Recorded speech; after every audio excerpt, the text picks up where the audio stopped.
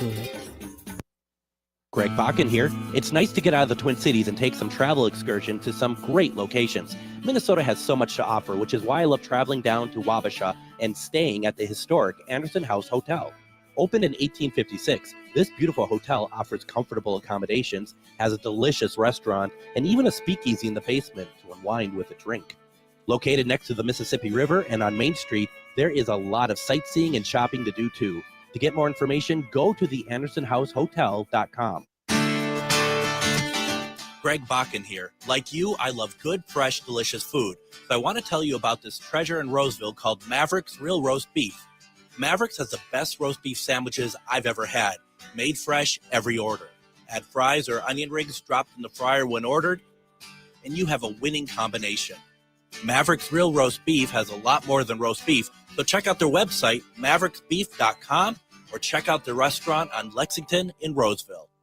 Are you one of thousands of individuals who know you have psychic abilities but don't know how to tap into your higher self?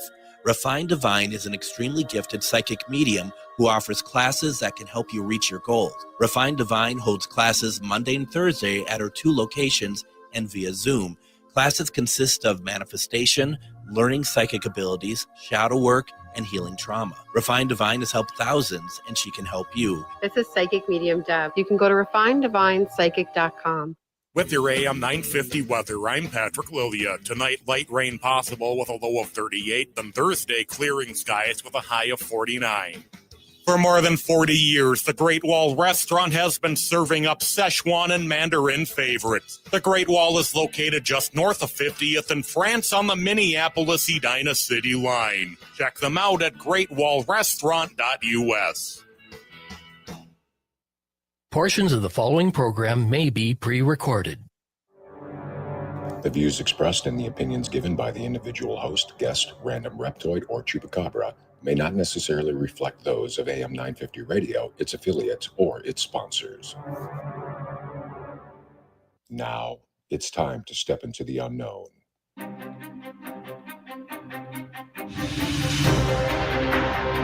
There are things people experience but never talk about. A shadow moving in the corner, flickering of the lights, a disembodied voice. We invite you to talk with us. Share your story, share your experience, because this isn't just your story. This is our story. This is GhostBox Radio with Greg Bakun. And this is GhostBox Radio on AM 950, where every night we talk about the paranormal, ufology, Bigfoot, and so much more. My name is Greg Bakun. Thank you very much for joining us tonight. Before we get going here, I just want to quickly say that we've had a number of comments actually talking about last night's episode where we looked into the Zapruder film. And if you haven't had a listen to it yet, please do so. That was really fun to break it down. It was also fun to break down Orville Nix's film as well, which the original is gone missing for quite some time now. So if you want to check that out, go over to Spotify or go over to my YouTube page at Minnesota Ghostbox Official to be able to take part in the episodes. They were very, very interesting. And like we said, here we are. We are in November, and the anniversary is coming up. In fact, once we get into December, we're going to have David L. Sloan come back on the program. He just wrote a new book about JFK. We're going to talk about that in December as well. Halloween is fantastic. And for the past 3 years, we have done a very long live broadcast from a haunted location. We've been blessed that the 3 years we've done it at 3 different locations, one being the Grand Garage in Stillwater, the other being 300 Clifton. And just about a month ago, we were over at the Pillsbury Club, which is the new home to the Minneapolis Trolley Tours. And we did this incredible investigation. And what I want to do tonight is I want to talk about this investigation because last week, Char and I did an investigation as our monthly investigation of Divine Lights. We had people come out as a public investigation. And I just won't forget when I saw Char, she's just like, I'm still thinking about that investigation at the Pillsbury Club. And that really means that it was special. want to talk about it. And tonight, we're going to actually let Adam talk a little bit as well. We'll see if that was a mistake or not very soon. But the thing about that is, honestly, Adam was experiencing stuff at the station the whole night as well. These are great things to talk about because, they're two different locations. Is one feeding off the other in some way? Really want to get to it. Want to really talk about it. First off, in Eden Prairie, we have Adam, and this is going to be fun tonight, Adam. I'm looking forward to having this conversation.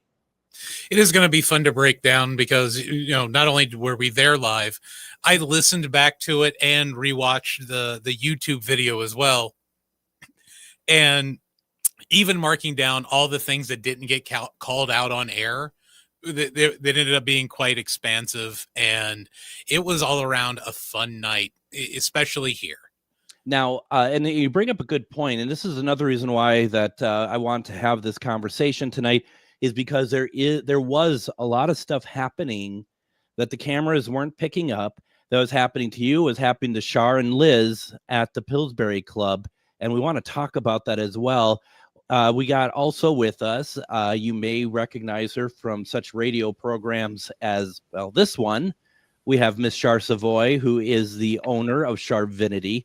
And Char, welcome to GhostBox Radio. Nice to have you back on. Thank you. Thanks for having me. Always a great time to be here. So let's just start with this. First of all, back in July, Chad and I had the opportunity of going out to the Pillsbury Club to meet up with John and Norman, who run the Minneapolis Trolley Tours. They also run the 300 Clifton. When we got in there, first of all, we were blown away by how beautiful this place was, but it was still a lot of work being done on the main floor, but they wanted to get it ready for their market. They wanted to get it ready to start doing tours from. And I remember telling both of you and showing both of you pictures about the inside of this place, which was incredible. Unfortunately, Adam has yet to step into the place itself, and we will fix that at some point because he needs to get in there and check it out. But Char, can you kind of let us know? I mean, you had been hearing about this place on Halloween. You step into the place for the first time. What were your initial thoughts going in? It is so beyond beautiful. It is. The pictures didn't do it justice when you showed me pictures. No, it was just so amazing and so beautiful. And I was in awe. I was just like, where are we? Like, what happened? Is this for real, right? Yeah, it's just gorgeous. And John and Norman, what they did with 300 Clifton is beyond beautiful and phenomenal. And so I have no doubt that when they finish what they're doing over there, it's going to be just as wonderful. And just by looking at the first floor, by what they've already done, I don't have words for how it's going to look when it's done. It's beautiful. Now, I don't remember if I said this to you or Liz or probably both. Like going down the stairs, especially because once they get going for the night, it's kind of a club atmosphere in a very tasteful way. They're pouring out energy, basically. They're creating energy. They're creating a vibe. I felt like sometimes walking down the stairs, having those chandeliers, having these lights that are, they're not intrusive, but they're there. It almost felt like a dream sequence, It just weird.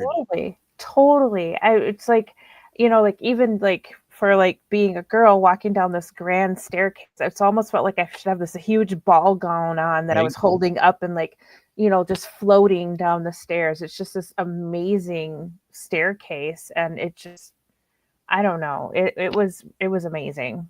You mean that staircase from a Scottish castle? Mm-hmm. Because the one thing that we do have to make sure people remember, in case you forgot, is that the inside is technically older than the outside by a couple hundred years.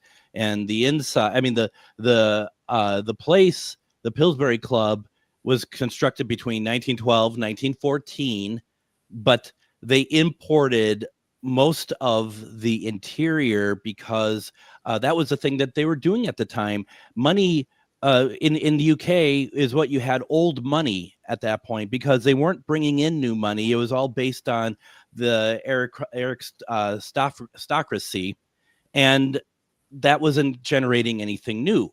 So they ended up having to sell a lot of these manor houses and castles ended up having to sell their interior to be able to bring in new money, or else their kids are marrying like daughters of U.S. industry, stuff like that. So that's why you have that. And once again, I have to say before we go any further, the place that I used to work at started in that Pillsbury Club, Carmichael Lynch, which kind of blows me away. Now, before we get back to Char, the story actually begins a little bit earlier at the station because Adam has stuff set up as he always does. And it's not just for Halloween nights, but much more so prominent on Halloween, because especially going back to, 2023, when we're at the Grand Garage, there's that great moment that Char asked for a device to go off at the station, and it did. So, which was pretty incredible. So, Adam, you were getting stuff ready well before we even started broadcasting. Yeah, so that Friday night, when we wrapped up the afternoon shows here, we were about to head into the evening shows, and the evening show was completely pre-recorded, the one that ran from 5 to 6. So it's like, great, I can get everything set up early. So I had VIP on one side of the room, I had a digital recorder, and my REM pod over here to my right, sitting here on the little ledge. So nothing's happening, and I believe it was about 5:19, 5:20 in the evening. I eat a little bit of dinner, go upstairs, go to the restroom. As I'm exiting the restroom, I hear this strange beeping noise coming from downstairs. And my first thought is, what the hell is going on downstairs? Then it's like, oh, I set my REMs up. I come flying down the steps, and as soon as I get back into the studio, the REM pod over here shuts up. Maybe 10 minutes later, if that, I'm sitting here at the board waiting for the cameras to pop up, see if we have connection. REM pod starts going off again.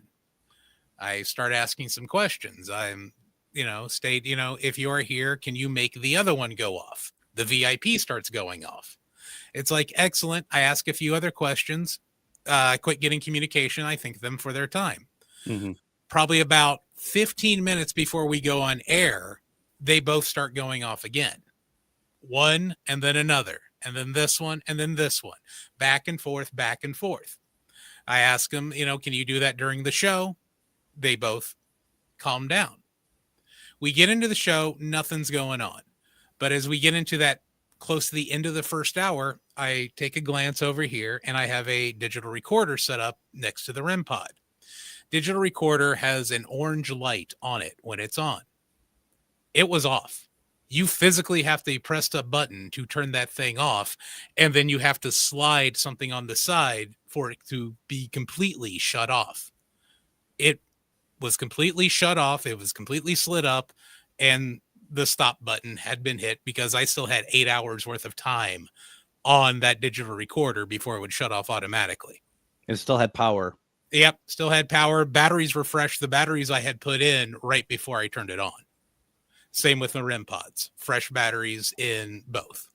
And I have to point out the VIP REM pod was built by Johnny Vortex. And Johnny actually got in touch with me this week, funny enough. And I didn't have a chance to get back to him. But he built that REM pod so it could, and not that you were doing it, not that I'm going to do it, so it could fall downstairs and stuff. It's built to kind of last through a paranormal investigation. So if like I had it in my red wagon when it was tipped over, then it would have been okay. But that's another story for another day. So that and so what and can you refresh my memory? What was the other REM pod that you had out there? The other REM pod was one that I had picked up from listener of ours, Brad Webb. And that was the other REM pod that I had going in here as well. So basically I had 2 homemade REM pods. Now, is that the one that has the AM 950 logo on it? Yes. Okay. I was wondering what happened to that. Okay, cool. I was happy to hear. I'm happy to hear both of them go off because that's always the thing that I Not that I don't believe that these gifted people can make this great, equipment, but sometimes it's like you don't know until they actually go off. Yeah, that is very true. And the VIP one too, it's you picked it up. It's a very solid piece of equipment. Oh yeah, it's designed perfectly for walking around dark buildings. It really is. It really is. Yeah. No. So we have you starting up, and I remember because you know how it is. Like when you're getting close to the beginning of a show, especially one that we have that's rather complex, things start going wrong. And so on the Pillsbury Club end, things start going wrong, not in a horrible way, but in enough way that it's like, always wonder, are we going to hit air on time, or are you just going to have to start us off or whatever else? And I remember like being in the thick of it, and we're getting these texts from you of like, oh my God, you got to check this out. And you're just like talking about everything. And I'm not responding only because we're still trying to, figure stuff out. But at the same time, it's like, wow, it's really happening. And we are, getting ready here to start our investigation of the club itself. So I think this is a good time to take our first break, because what I want to do is when we come back, I want to talk about, we talked about what was going on with the station at the station. Now I want to talk about, when we get back, what Char and Liz were doing, where we set up equipment and what was happening for them upstairs. There's a lot to get through. If you have any questions or thoughts, put them in the comments. Don't go anywhere. You're listening to GhostBox Radio on AM 950. Greg Bakun here. I love historic tours of Minneapolis and seeing everything it has to offer. But if you know me, I like to include a little spooky in my tours, which is why I found the perfect combination. Minneapolis Trolley Tours does this amazing candlelight ghost tour that you have to check out. It's an extremely immersive experience. It's a trolley trip that starts out at a haunted mansion, traveling around Minneapolis locations, exposing ghost stories that the public and business owners would rather left untold. Then a tour of the aforementioned haunted mansion where ghosts of past residents from the 1800s reside, plus a lot of surprises to discover. Next, experience Gertrude's After Hours. Did I mention Gertrude is the mansion's most famous ghost? Maybe she'll show up. And you finish up the tour at Gertrude's Lounge in the haunted basement of the mansion with refreshments and Q&A. The trolleys are climate controlled and the mansion is restored to perfection. Check out MinneapolisTrolleyTours.com for more information. Have you ever met someone who not only can help you on a deep spiritual level, but also potentially change your life? Refined Divine is an extremely gifted psychic medium who travels the nation and lives right here in the Midwest. And she offers mediumship, mentorship, house and business parties, energy healing, palm readings, and so much more. Refined Divine has helped thousands, and she can help you. Hi, this is Psychic Medium Deb. I cannot wait to hear from you. You can go to refineddivinepsychic.com. Greg Bakun here. I've told you about the out-of-the-world roast beef sandwiches at Maverick's Real Roast Beef, but I haven't told you about their Philly steak sandwiches, turkey, bacon, avocado sandwich, BLT, crispy chicken, fish sandwiches, brisket, or pulled pork. Okay, you get the idea. They make a lot of delicious food to the same standard as their famous roast beef sandwiches, and now I'm starving. I'm going to go to Maverick's Real Roast Beef off Lexington and Roseville, and you need to go too. Check out their menu at mavericksbeef.com. Greg Bakun here. It's nice to get out of the Twin Cities and take some travel excursion to some great locations. Minnesota has so much to offer, which is why I love traveling down to Wabasha and staying at the historic Anderson House Hotel. Opened in 1856, this beautiful hotel offers comfortable accommodations, has a delicious restaurant, and even a speakeasy in the basement to unwind with a drink. Located next to the Mississippi River and on Main Street, there is a lot of sightseeing and shopping to do too. To get more information, go to the AndersonHouseHotel.com. We've been talking a lot about the Pillsbury Club, that is the new home to the Minneapolis Trolley Tours, and I think this is a great time to remind folks, if you have not done so, or if it's been a while since you've done so, you really do have to check out the Minneapolis Trolley Tours, especially now as we're getting into the holiday season. There is a tour that they do that is Christmas lights. And, this is the time of year. This is a great place. They stop at a lot of locations so you can get pictures and stuff. If you go early enough, it might be a kind of a cool place and a cool way to get photos for your family holiday cards or stuff like that. It's a really cool thing to do. Of course, they do the candlelight ghost tours. They do the Gilded Age tours, mansion tours, and they do true crime as well. They also do a great weekend trip that's just about the history of Minneapolis. If you haven't done so, please check out MinneapolisTrolleyTours.com. And if you have done so, please go again, because this is really a wonderful institution put on by some people who love our history and have really come up with a very high quality way to share out the locations and stuff. And if you go, please make sure that you let them know that you heard about it either through AM 950 or GhostBox Radio, because all we want to do is show our friends and partners that we're supporting them. We are talking tonight about our Halloween investigation of the Pillsbury Club. This happened on our Halloween broadcast. It was pretty incredible. And we want to talk a little bit more about that. And where we left off is that we were talking about some of the stuff that was happening at the station prior to even going on the air. Meanwhile, Char and Liz, they're setting up different pieces of equipment, a lot of we're setting up night vision cameras and stuff. If you haven't seen this broadcast, I recommend you go seek it out, the video version. It was pretty cool, all the rooms that we had cameras on and stuff. What did you, because we were kind of, Char, working together a little bit on trying to figure out where equipment went and stuff. Was that were you pretty sure fairly quickly where to put some of the stuff, especially on that third level? The third level for sure. That was an easy one to pick, the hallway and then the big ballroom, I guess you could call it. That's what I'm gonna claim it as. That was pretty easy. I think the second floor was a little bit, I was kind of divided between two spaces that we had picked, and so I wasn't sure which one would work out, but I think we picked the one we did because of the noise level from downstairs. The other space would have been too loud. And I also think because it also had chairs. And it had chairs. Right? I mean, honestly, that's one of those things that, it's like, because it was going to be kind of a nice way to sit around, but it kind of sounds like after the fact, after we kind of did the investigation, maybe you wouldn't have put equipment in that room. We didn't get a lot in there, and for that part of it, we didn't get a lot of it, but for the other part of it, the Wi-Fi wasn't very good either. So it was kind of like a dual purpose of this didn't quite fit, although it was a great place to be in. It just didn't quite pan out on either end on that part. So why don't we walk through, you and Liz are up on the third level. We have cameras on the long hallway that goes across. You call it the ballroom, and folks, this is one of those truly hidden gems in this mansion, because just as you're going through all these rooms, they're very ornate, they're beautiful.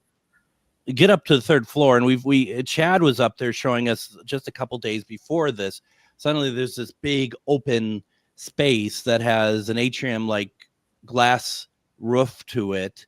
You just don't expect to see that in there. Can you walk through with us, Char, a little bit about the investigation and what was really sticking out to you in those areas on the third level? Well, when we first wanted to put the camera down the hallway, I kept seeing with my third eye a lady at the end of the hallway. And I'm like, she's pacing back and forth. So I thought, well, maybe we'll catch something there. But for some, there's a purpose as to why I'm being drawn to look down this hallway. So that's why we positioned the camera there.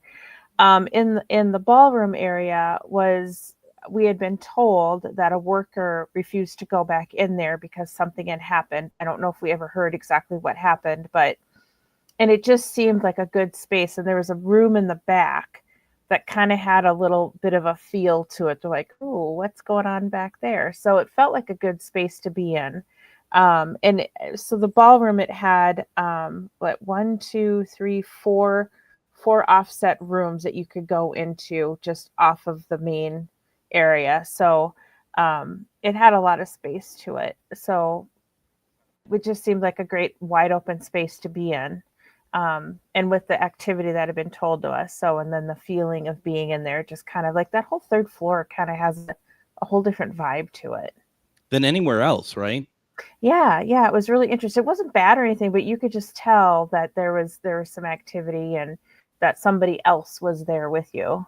It felt very upstairs, downstairs, Downton Abbey sort of energy to it. And then, so you have that long hallway, and then you have the doorway that would go into the big room. But there's also before that, and maybe I'm getting a little off here, there's that dark hallway that led to another room. And I know like Liz spent time in there, and as well as I believe you did. What was that like? Well, I went back there just once, and then I made Liz go back there the rest of the time. I don't know. It didn't feel the Aaron Goodwin of our little group here. I know. It wasn't like it felt bad. It just didn't feel comfortable. Like I wanted to be in there, and Liz volunteered, so I was like, "Great, go!" Because this doesn't feel comfortable. Liz, why don't you go back there for a while? Right. So no, but it was fine. It felt fine. It wasn't bad, but I just felt like, I don't know if I want to spend a lot of time in here. But yeah. Well, I mean, it was pretty pitch black in there. I mean, even during daylight, it's going to be pitch black in there. There was no lights in there whatsoever. That part. It kind of felt like when you went down the hallway. The hallway itself was probably like 12 feet long, and then it felt like it just kind of like disconnected. Like all of a sudden, it wasn't that house anymore. Like it just. You went somewhere else. I don't know how else to explain it than that. It just seemed like you just went somewhere else when you went down that hallway. And I'm like, I don't know. Yeah. And so I'm trying to remember the one thing that really sticks out to me, and I know that so much more stuck out to you. Big Bang. Big Bang. Oh. Was that in the hallway? Yeah. Was that in the hallway that you heard it, or were you in the ballroom at that point? No, we were sitting in the hallway. Well, Liz was in that back room that I didn't want to go in. I was in the hallway. And the bang came from inside the ballroom, which is just off the hallways that we were in. But the tripwire that was in the hallway in front of me went off like down the line, and then there was the bang, and you could feel like a cold breeze come through. So it was almost like somebody whisked past me and then banged something in the ballroom. I took off, went into the ballroom to see what was going on, and the ballroom is very echoey because it's very empty and very high ceilings. So I could hear like a voice, I could hear some shuffling, I could hear like slight knocking.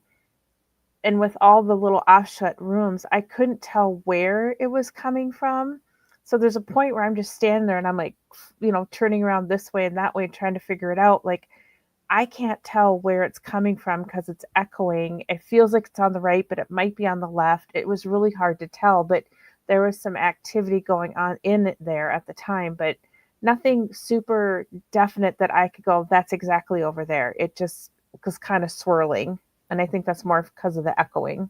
And just as a reiteration for folks that are listening and haven't been able to be in the mansion, there is zero sound contamination from the main level. It's actually incredible, because there is quite a bit. If you listen to my part in the broadcast, you're going to hear music in the background, people talking and whatnot. So I wouldn't be surprised if people are like, well, it's going to be a contaminated investigation. That was my first concern. But then when we went up there, even most of the second floor, but especially the third floor, not a thing at all. No, it's pretty closed off because you have to take an elevator to get up there for one. And the staircase has a really big, heavy fire door. So it's really shut off and there is no noise up there. So it was pretty quiet. It was impressive how quiet it was up on the third floor. I remember, I think all of us, I don't know about you, Adam. I know I kind of gave a little jump when I heard that slam. That was. I did too. My first thing was to keep my finger on the dump button in case one of you guys went, "What the is that?" So that was my first instinct, but it spooked me over here. It made me jump in my chair when I heard that. It was loud. It was loud. I mean, it was loud on the broadcast, so I can only imagine what it was there. I just thought to myself, I'm glad it's not me up there.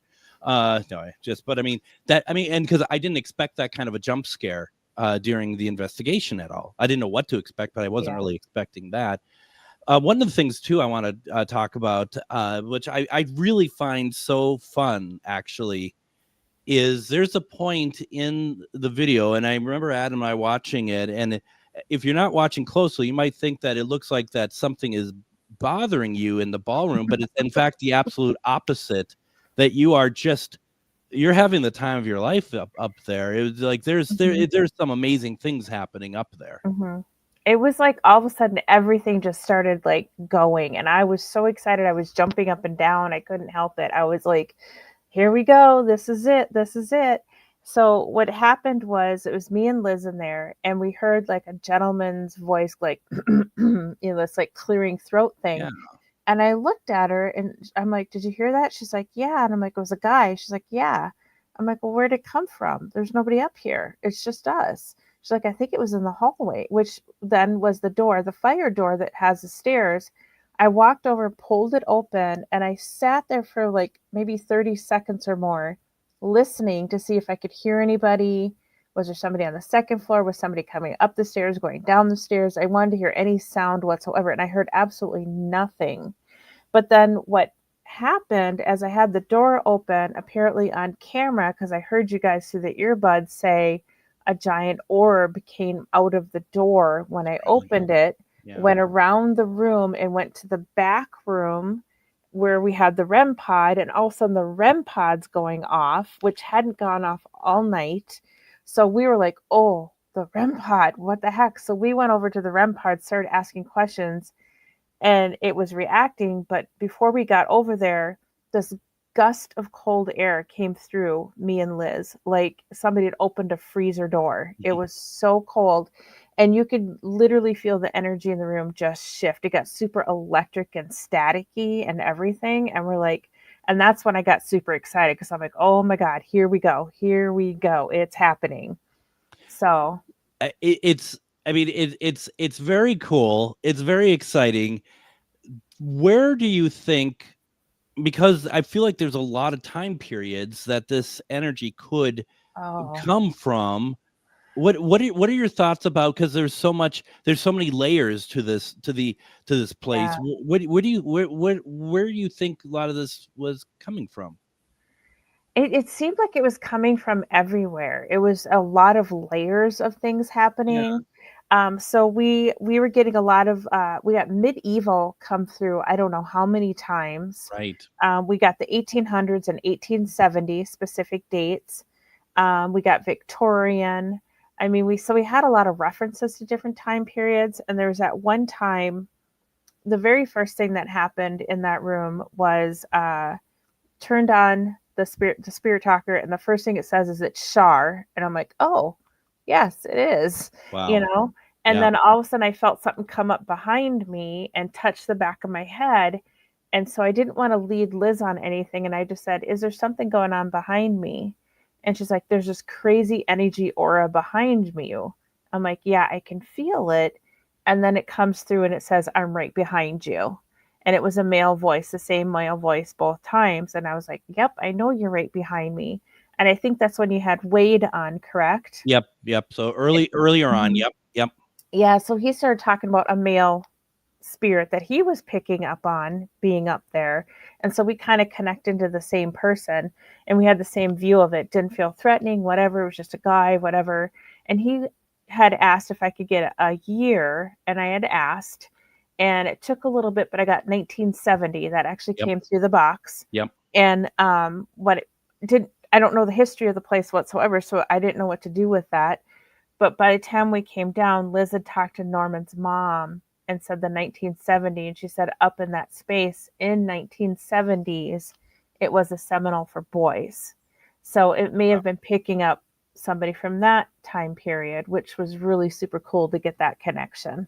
Something that I didn't really think about until you brought it up, because when you and Liz were up there originally, and we had Wade on the program at that point, and I was very happy that he took part in watching, and it was very kind of him.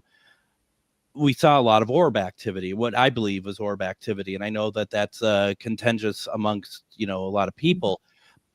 But after the fact, and Adam, maybe you did see something more. After you were done with that initial time upstairs, I don't recall seeing any more orbs up there, to be honest. Adam, did you? The next set of orbs that actually showed up didn't come for another couple of hours later, when her and Liz were back up there by themselves shortly before you went upstairs. Okay. Basically, what I was seeing on the video, the orbs followed Char and Liz around, because that was really the only activity we got on the second floor.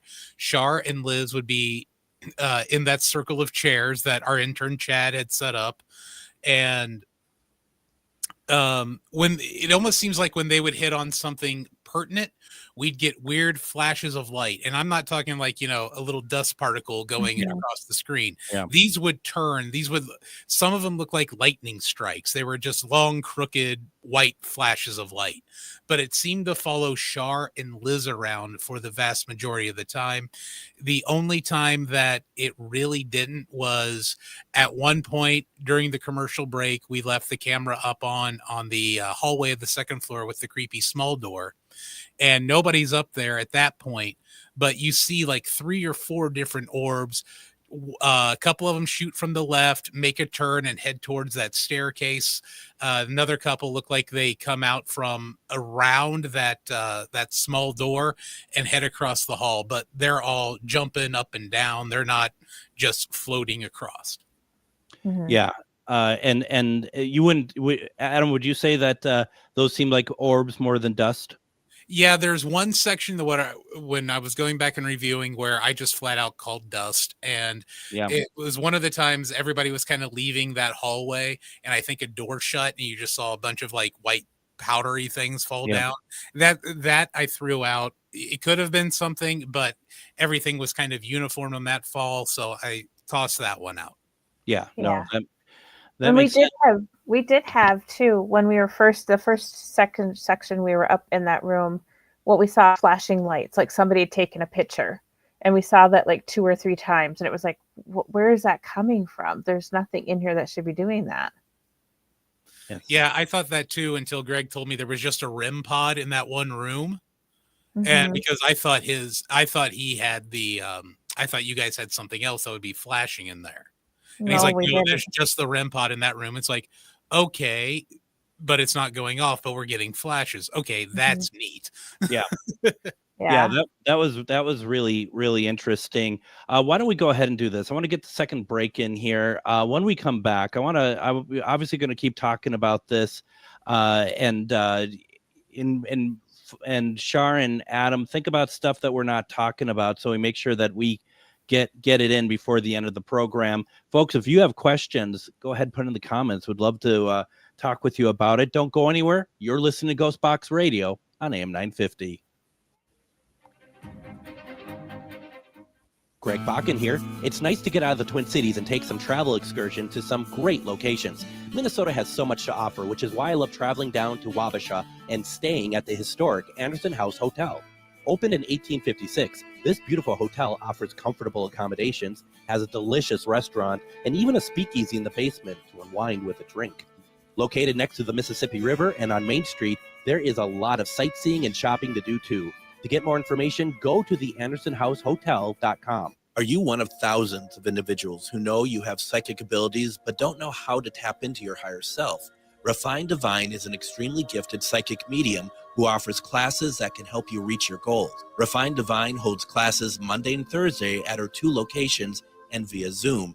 Classes consist of manifestation, learning psychic abilities, shadow work, and healing trauma. Refined Divine has helped thousands, and she can help you. This is Psychic Medium Deb. You can go to refineddivinepsychic.com. Greg Bakun here. Like you, I love good, fresh, delicious food. So I want to tell you about this treasure in Roseville called Maverick's Real Roast Beef. Mavericks has the best roast beef sandwiches I've ever had, made fresh every order. Add fries or onion rings dropped in the fryer when ordered, and you have a winning combination.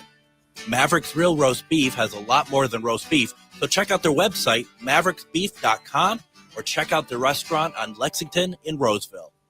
Greg Bakun here. I love historic tours of Minneapolis and seeing everything it has to offer.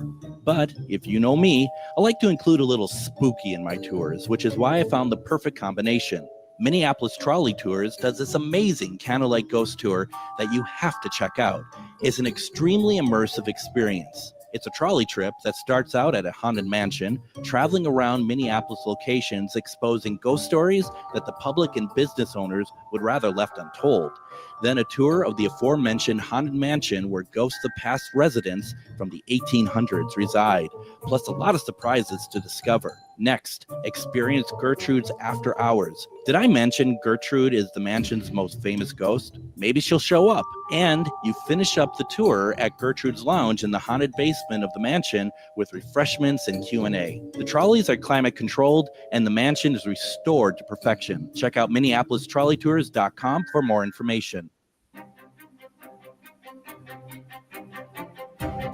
And join me tomorrow on GhostBox Radio with Greg Bakun. We're going to do a replay of an episode. I haven't picked which one yet, but I think we're going to try to do another JFK. We had Paul Blake Smith on a year ago, and he did a fantastic overview about the conspiracy. And as we're getting so close, I would like to do another run of that. And then, of course, Friday, it's Casual Friday, isn't it? And we're going to be talking about all sorts of things.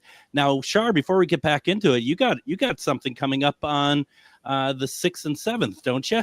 I do. It's another Charvinity Psychic and Healing Fair over at the Doubletree by Hilton, Minneapolis Airport, 2020 American Boulevard.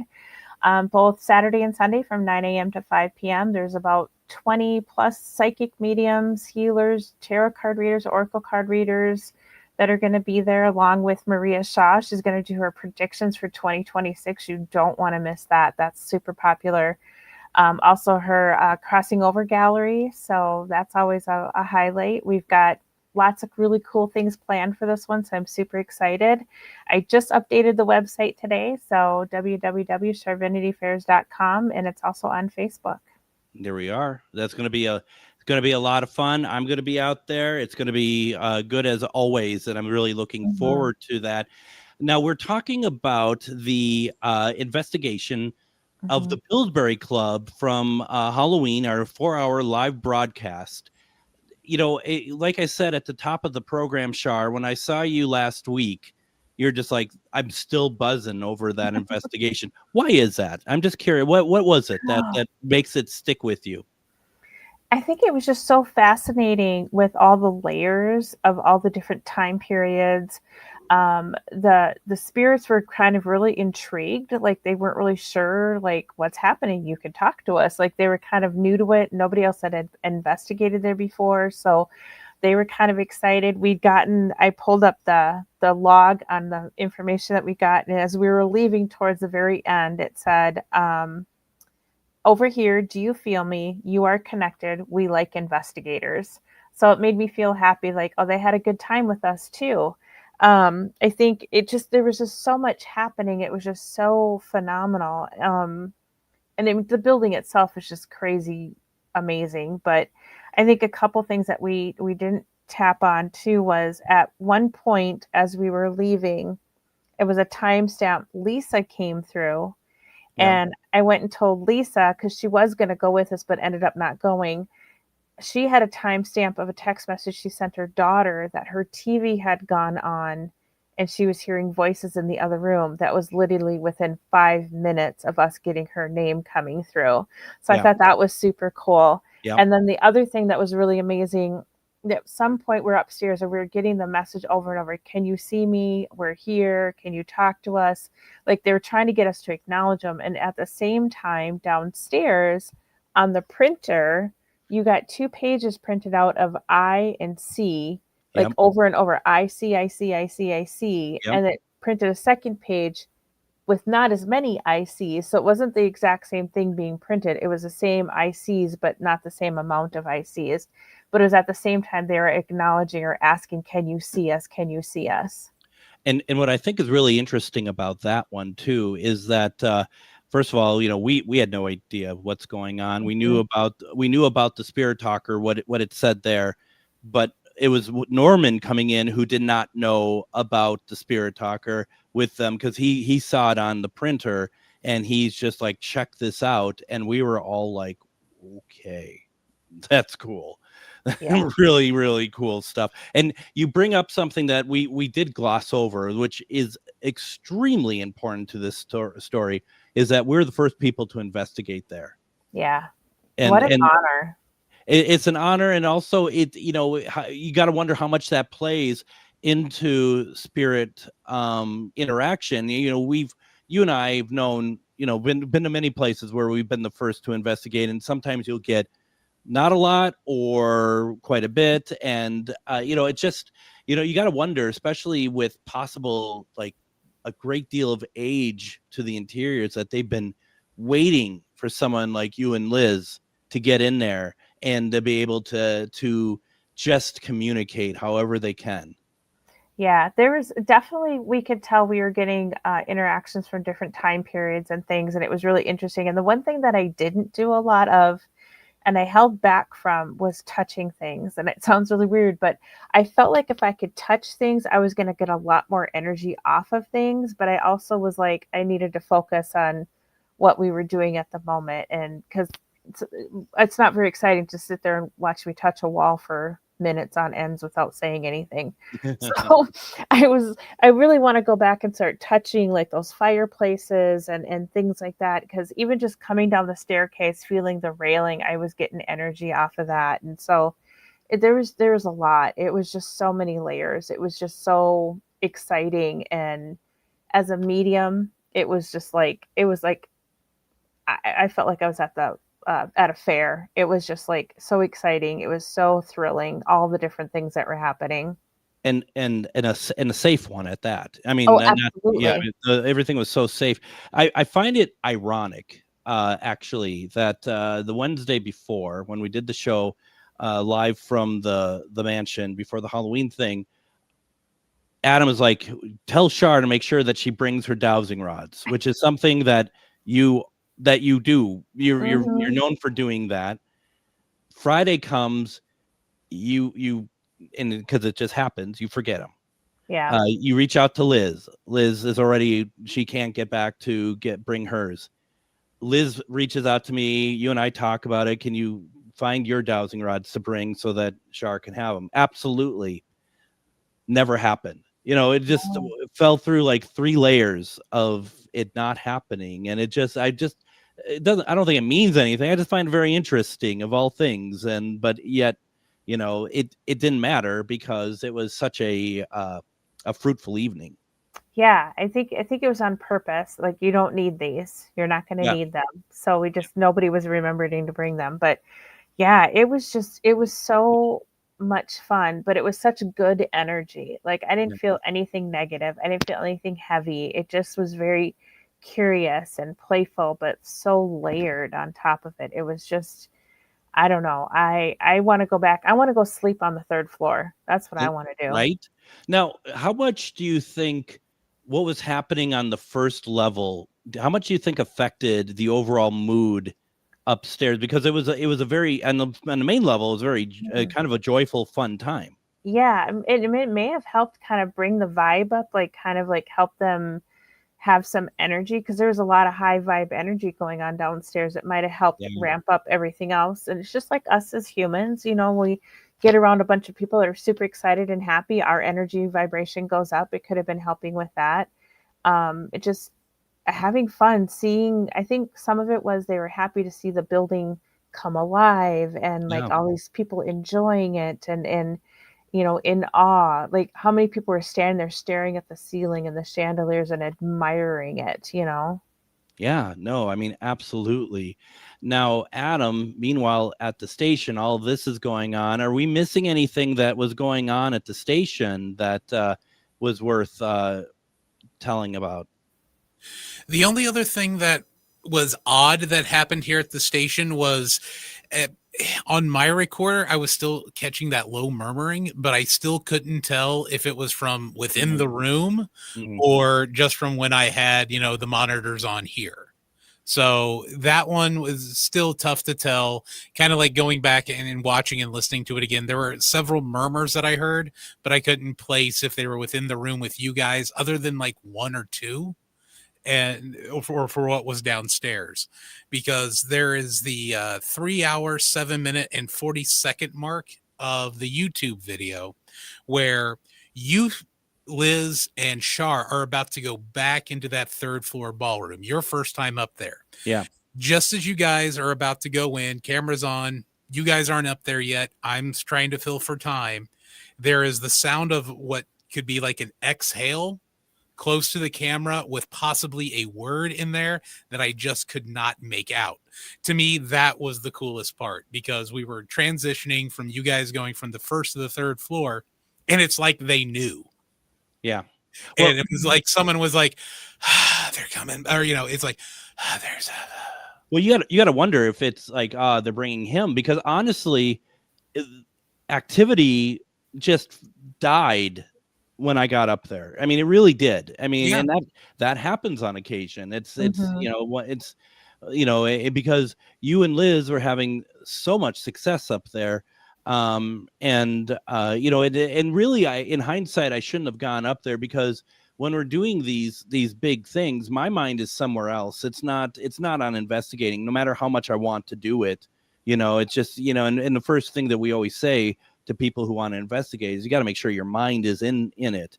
So you got to wonder that, but also maybe, as Adam had pointed out, we were talking about this earlier, maybe whatever's up there didn't really want male spirit up or male presence up there, but liked having more female presence up there. I don't know. Well, it would make sense if it was back in the 1970s, if it was a boys' seminary, it was filled with boys or men or whatever, and that's who we had connected to, that we know somewhat. So if that was the case, I could see where they're like, oh, great, here comes a guy. Absolutely. In the comments, Joshua asks, is that associated with the Pillsbury company? 100% it is. It was owned by Charles Pillsbury, who ran Pillsbury. One of the more tragic parts about this, and I'm going to kind of paraphrase this for time and other reasons, is that he got known for being on the Titanic and not following the women and children first rule, and kind of forced himself into a situation where he could get off the ship relatively easy. That information got back to Minneapolis, and that didn't go well for him, nor the fact that he ended up getting very ill, and I think he passed away within a year from getting back to the Twin Cities. It was a relatively short amount of time, if I'm not mistaken, but it was his house. It was his mansion. So it just, it's, and that's the thing. And that's, I didn't know about any of this until I went on to the Minneapolis Trolley Tours, and did the Candlelight Ghost Light. That's where you learn this stuff. Right. It's pretty incredible. So one of the things that we should kind of, talk about too, is that we are going to, we're going to be back. We're going to go back there. Mm-hmm. We're going to, we might do another televised. We won't do it like part of the radio show, I don't think, but we're going to do certainly, like, because I mean, sooner than later, do like set up and do a camera and do investigations and have, Adam and you, and if Liz wants to, but we need to get AJ and Lisa and Austin out there and just do an investigation and really be able to have a really interesting time to see, especially also maybe even break it up by women and men, at least for a little bit, and see if that makes a difference in how spirit responds, at least for part of it. I don't know. Could be fun. No, I think it'd be a great time. I think it would be think it'd be interesting to go back for sure. And I want to say too that I don't think we made any contact with Pillsbury or the Pillsbury family. No, just and so that's clear. And that's a very good thing to remind us all. Yeah, because I mean, and the reason why I didn't say anything because it never crossed my mind that and nor was anyone trying, if I'm not mistaken. No, we were leaving it wide open for whoever was there and wanted to talk, which I think is the best thing to do. And does that mean that they're not there? No, it just means they weren't there that night or they didn't want to talk about it. And I guess if that's the story that went through, he might not be wanting to talk to anybody. No, that's my first instinct as well, is that, but there's just, I mean, there's so much going on in there. It doesn't matter. Right. And for all we know, he might be trying to, and it's just being drowned out by so many other things going on in there as well. And Adam, you up for coming out and investigating the Pillsbury Club? Oh, I would love to get out there. Seeing it from a distance for 2 nights, it makes me want to get out there so much more. Yeah, it's gonna be fun. And I'll talk to John and Norman. Maybe we can do something in January or something like that, because December is kind of they have stuff going on in December. There's like holidays and stuff. So unless we get in between Christmas and New Year's. Just saying. I'm just saying. That's all there is to it, folks. We got to already wrap up. We could probably keep talking about this, but I think it's a good overview of what happened on Halloween. And if you haven't had a chance, please go and check out the episode, the visual episode. You find it on YouTube on my page at MN GhostBox Official.